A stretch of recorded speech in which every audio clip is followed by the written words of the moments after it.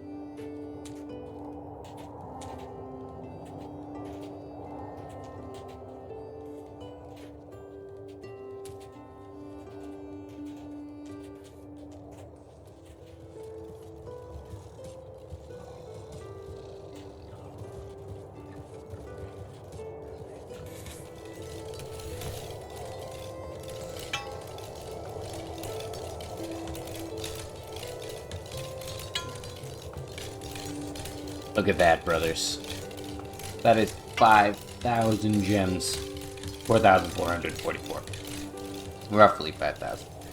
We ran out of space for gems. If you look at my money right now, we are absolutely balling out of control. $2.9 million. It almost looks like I fucking hacked it in here in the last 45 minutes, but I assure you I did not. We can go over here and look at what I've got exporting. All of these goods are just exporting constantly, and we stopped importing things because we don't need new people. We're just importing the amount that we need to keep up with what we have. So mostly coal and iron, some clothes and some brews here and there, but the rations, we're making them. We're importing a little bit of vegetables so that we could have made our farm there, and I turned that off now.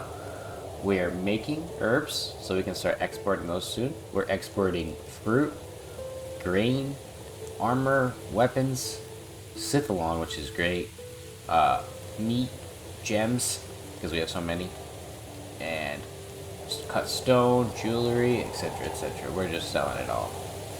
We've got our new transports. We've got a new wooden warehouse over here. Of course, let's say wood warehouse over here, where people will cut down the wood out here, and then they'll bring it to that warehouse. And these two gentlemen, there's two of them. One brings it to one part of the city, and the other one brings it to the other part of the city. One to the carpenter, one to the wood or the paper maker, and I got to show him in the intro. The paper maker, we moved over here. We've got a warehouse in front of him for some wood. A nice amount of people working here. We could probably lower down though, because we don't have enough. And we've got our ration maker next door, which is making tons and tons of rations. We're full up on rations. Put a bunch of janitors in throughout the city. It's interesting because we need a lot of them. So I kind of noticed that down here in the center area, there's always these little smudges on the ground. That's because they're trying to fix it. And you look, they're missing the stone. So I put a stone hauler right here and put like 2 workers or 1 worker here, so that the janitors can just get quick access to their stone they need to get over here. They're still not really doing anything. We got a warehouse in front of this janitor too, to just make sure it's a little easier for him. The same with this one, he's got a little warehouse next to him. I put some decorations over here in front of the area with a guard post the warehouse area, as well as this area. I put some decorations in front of the laboratory and in front of our Temple of Athuri here. Looks beautiful in my opinion. Just minus all the smudges on the ground and all the little pieces of junk that people have been throwing at others. Honestly though, I know people might comment that, oh, you have way too much stone roads. I could probably cut down some of these stone roads and have it easier for the janitors to fix these grand walls and so forth. But to be honest, I'd rather have hundreds of janitors working around the clock trying to keep my city beautiful, just so that I can look at this stone here. That's all I want. That's all I want. And the same with our giant grandstone walls here. We've got massive grandstone walls, and I think I commented on the last episode, but we have catapults along each one of these little ballasts, or whatever you want to call it, like towers. And if an army did approach, let's say a group here and a couple groups over here, each one would be getting pelted by catapults. And then when they get into the inner circle, they're going to get catapulted even harder by these 6 or 8 catapults in here. So we're gonna keep that up. We're gonna get a few more towers in between, or probably another layer of wall. That's part of the reason why I left some space here, in case I need to just expand out like 1 more. But I don't think we'll do a double layer outside wall. I think I'd rather do a double layer inside wall, and just double this bit up here, make it a little bit thicker, make it a little bit more tough. But we're doing absolutely astonishing. I've got $2.9 million in the bank right now, just ready to go, and I've got happy people for days. I could realistically get any amount of population I want. I'm almost to 4K civilian or population total, but we have 2.8 citizens.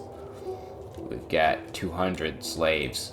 I was going to free them all the Talapis, but then I realized it'd probably be an annoying thing to deal with them after they get some freedom, some rights.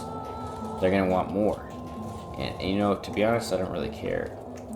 The only reason why I want Talapis is because they're exceptional bowmen, and they can rip up entire armies without any problem. And if we had a group of them across our wall, like here and here, 100 guys. Let's test this. Lendarians, come here. Or, matter of fact, I don't even need to have them come over here to do it. If we had them lined up on the wall here,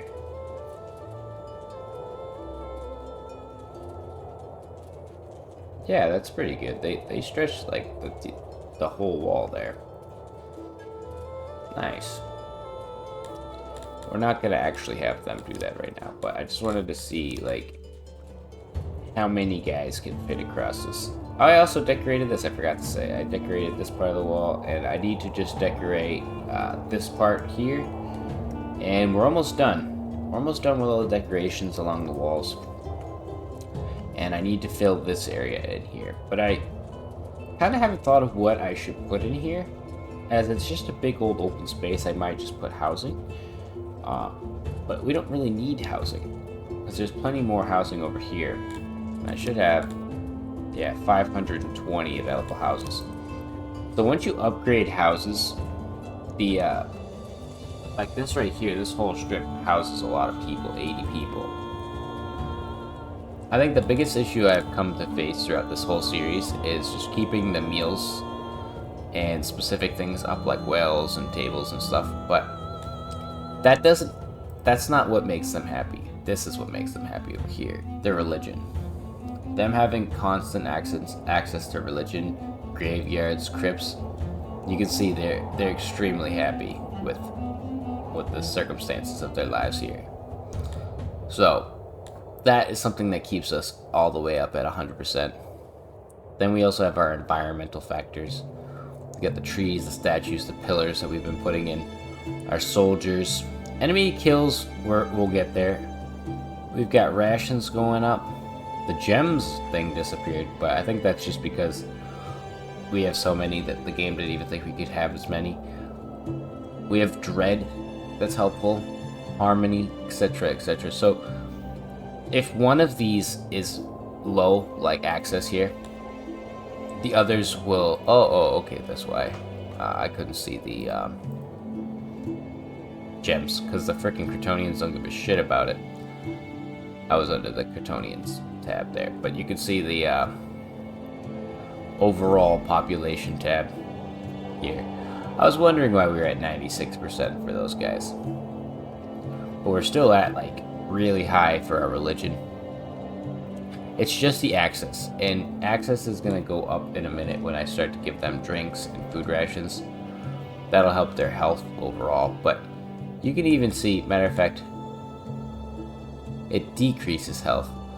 So giving them no drinks lowers their happiness here to their access, but if I give them furniture as a replacement, honestly, that's kind of better. And we may as well just do that. Give them something else that they like. But I think I'm going to leave it there for this episode. The beautiful city of Novaster continues on another day. We have to work on our Grand Army. We have to work on some of our neighbors' issues that they've got against us because we're making so much money. But to be honest, I think that they don't really want to fuck with us because we have so much that they need. And we're basically like printing cash out at this point. It feels literally like I'm fucking the game, but because I have such high knowledge, I'm producing such high amounts of equipment and armor and stuff, the money is just gonna keep going. And I can assure you that if I keep at this rate, I will reach $1 billion in Songs of Six. Thank you guys for watching. Y'all have been lovely. I just wanted to say special thank you for 1,000 views on my first episode of this series. It's fucking insane to see that I could get 1,000 on such a small scale channel like mine. Like, it's literally 10 times my size. So thank you all again. I'll see you in the next one. Goodbye.